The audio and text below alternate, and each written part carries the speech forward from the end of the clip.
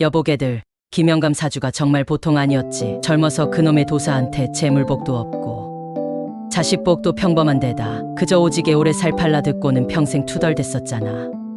별이 총총 박힌 늦어른 밤, 마을 유지인 송 회장님 댁 넓은 마당엔 평상 하나가 놓여 있었다. 삼삼오오 모여 앉은 어르신들의 시선은 온통 한 곳으로 향했다. 바로 이 이야기의 주인공 김영감에게 말이다.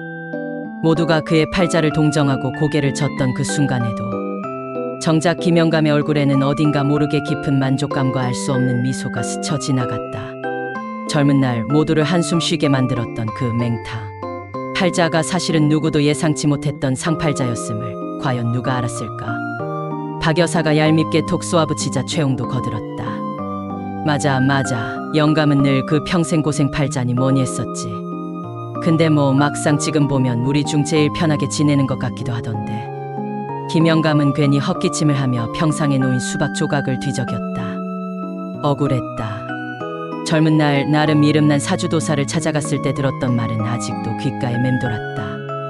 도사는 긴 곰방대를 뻐끔 피우며 가늘어진 눈으로 자신을 한참 들여다보더니 딱 한마디 던졌다. 김 서방 팔자는 말이야. 제복은 약 하나 굶어 죽을 팔자는 아니요. 자식복도 평범한데 이보시오.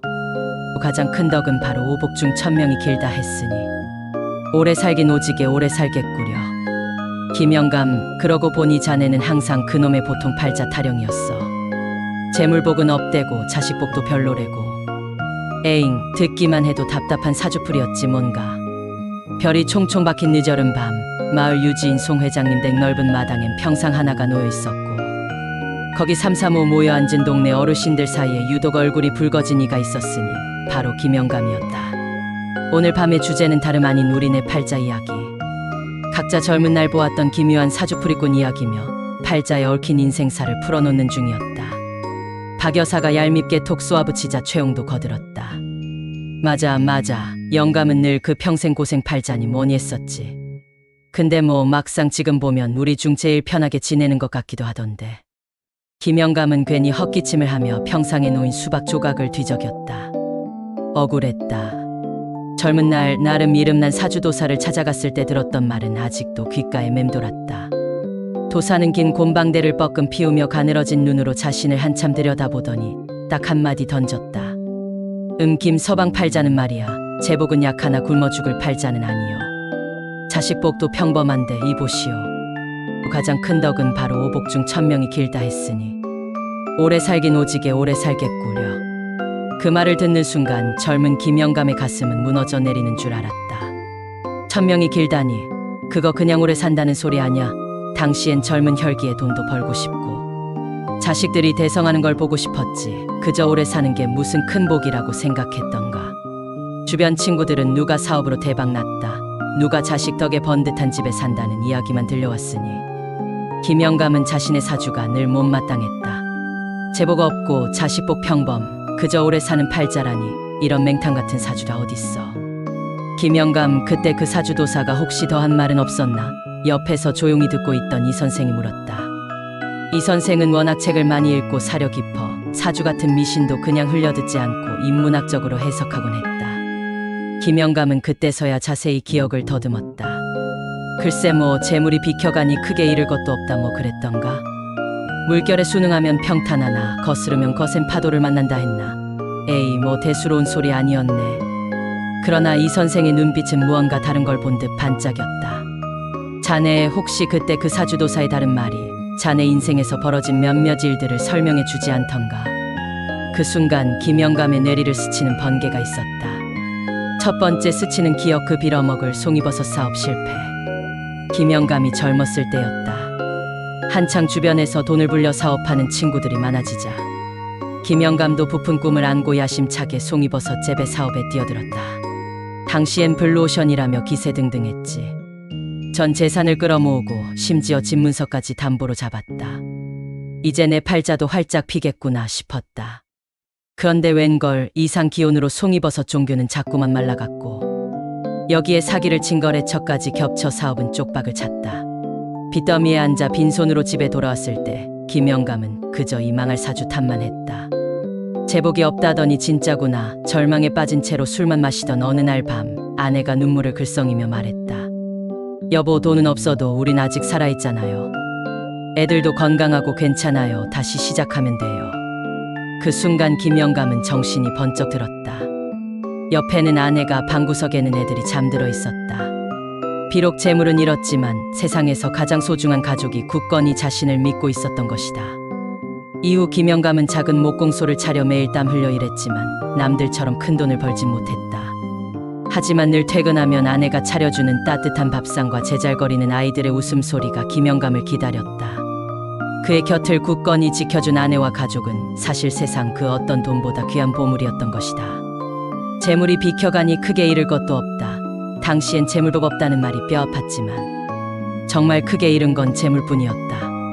그 사업 실패 덕분에 김영감은 재물보다 사람이 귀하다는 것을 일찍이 깨닫게 되었으니 어찌 보면 이것이야말로 큰 복이 아니었을까. 두 번째 파도 이야기는 자식 복은 평범하다더니 웬걸. 김영감에겐 아들 둘, 딸 하나가 있었다. 친구들 자식들은 하나같이 서울 명문대에 가거나 의사, 변호사가 되어 부모의 어깨를 으쓱하게 만들곤 했다. 하지만 김영감의 자식들은 그냥 그랬다. 첫째 아들은 고향에 남아 작은 공무원이 되었고, 둘째는 평범한 직장 생활을, 딸은 평범한 가장의 아내가 되었다. 친구들은 애고 김영감 자식 복은 평범하다더니 정말 딱 그 정도네 하며 혀를 찼다. 김영감 자신도 내심 아쉬움이 없지는 않았다. 내 사주가 자식들 발목을 잡았나 하고 자책하기도 했다. 그런데 세월이 흘러 다른 친구들의 자식들은 부모를 서울로 모셔가겠다며 해외로 이민을 가겠다며 복잡한 이야기를 꺼내곤 했다. 어떤 집은 자식들 사이에 재산 문제로 얼굴 붉히는 일도 생겼다.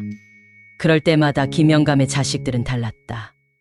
명절이면 삼남매가 손주들 우르르 데리고 부모님 댁으로 모였다.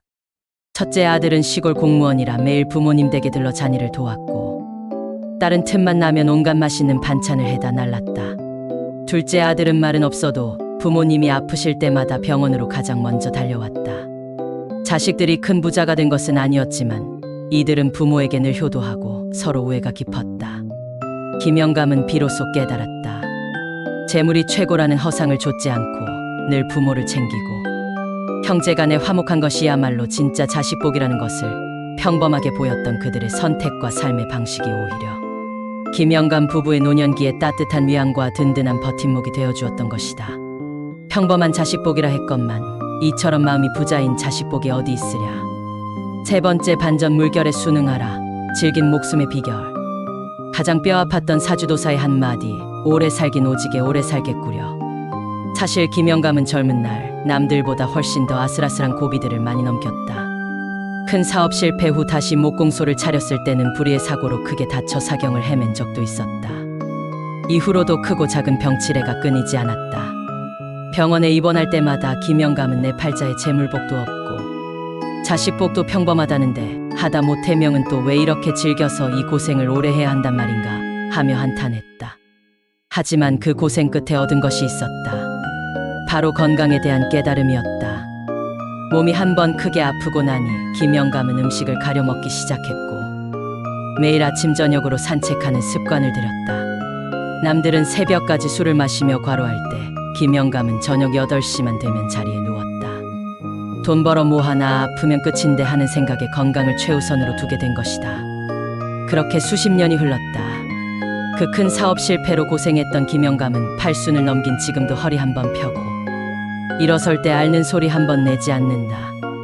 옆에서 듣고 있던 송 회장은 허리를 삐끗한 탓에 파스를 주렁주렁 붙이고 있었고, 박 여사는 비싼 종합 비타민을 매일 입에 달고 살았다.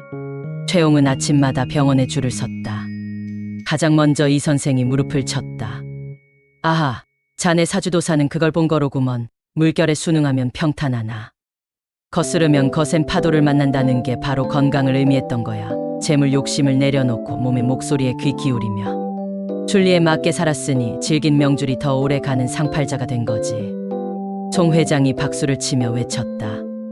세상에, 김영감, 우리가 보기엔 자네가 그저 좀 고생하고 사는 것 같더니 알고 보니 우리 중에 진짜 상팔자였구먼. 재물에 욕심 안 내니 오히려 탈이 없었고 자식들도 큰 탈 없이 제 앞가리만이 부모 노년 편안하고 마지막으로 건강하니 이보다 더한 상팔자가 어딨어. 하하. 박 여사도 뒤늦게 맞장구 쳤다. 정말 그러네. 영감은 늘 투덜대더니 사실 우리 중 제일 덕 보고 있었어. 우리가 다 부러워하던 그 사주팔자가 사실은 명품 팔자였네. 김영감은 멍하니 친구들의 말에 귀를 기울였다. 곰곰이 생각해보니 정말 그랬다. 찢어지게 가난하진 않았고 자식들은 큰 탈 없이 제 몫을 하며 살았다. 무엇보다 그는 아흔을 바라보는 나이에도 자기 발로 걸어 다니며 텃밭을 일구고 누구에게 손 벌릴 일 없이 자기 생활을 즐겼다. 그제야 김영감은 알 수 있었다. 젊은 날에 자신이 재물, 권력, 명예 같은 눈에 보이는 큰 복만을 줬다가 정작 건강, 화목한 가정, 소박한 평화라는 보이지 않는 진정한 복을 알아보지 못했음을. 그 사주도사는 그 모든 것을 꿰뚫어보고 오래 살긴 오지게 오래 살겠구려라며 바로 그 오래 살면서 누릴 소박하고 평화로운 행복이야말로 김영감의 가장 큰 복이라고 일러주었던 것이다. 송 회장님네 마당에는 한밤중에도 웃음꽃이 활짝 피었다. 김영감의 사주팔자 미스터리는 결국 모든 어르신에게 내 삶의 진정한 행복은 무엇이었는가 를 돌아보게 하는 따뜻한 질문이 되어 돌아왔다. 허허, 이거 참 내 사주가 상팔자였다니. 이 영감탱이 이제야 알았네. 늦은 밤 김영감의 얼굴에는 그 어느 때보다 환하고 만족스러운 웃음꽃이 활짝 피어 있었다. 그는 이제 더 이상 자신의 사주를 보통 팔자라고 여기지 않았다. 소박하지만 진정한 행복이 가득 찬 세상 그 어떤 부자도 부럽지 않은 진정한 상팔자였으니 말이다. 허허. 내 팔자가 상팔자였다니. 이 영감탱이 이제야 알았네. 김영감의 이야기는 우리 모두에게 진정한 행복이란 눈에 보이는 것이 아니라 마음으로 느끼는 것임을 일깨워줍니다. 세상의 잣대로는 평범했던 그의 인생, 사실은 소박함 속에 피어난 가장 귀한 행복이 가득 찬 진정한 상팔자였음을. 늦은 밤 김영감의 얼굴에는 뒤늦은 깨달음의 감동이 환한 미소로 피어났다. 오늘 김영감님의 이야기 어떠셨나요? 만약 이 이야기가 시청자님의 마음을 울렸다면 좋아요, 꾹, 구독, 알림 설정까지 꼭 부탁드려요. 더 많은 따뜻하고 감동적인 이야기를 통해 우리 삶 속 진짜 행복을 함께 찾아봐요.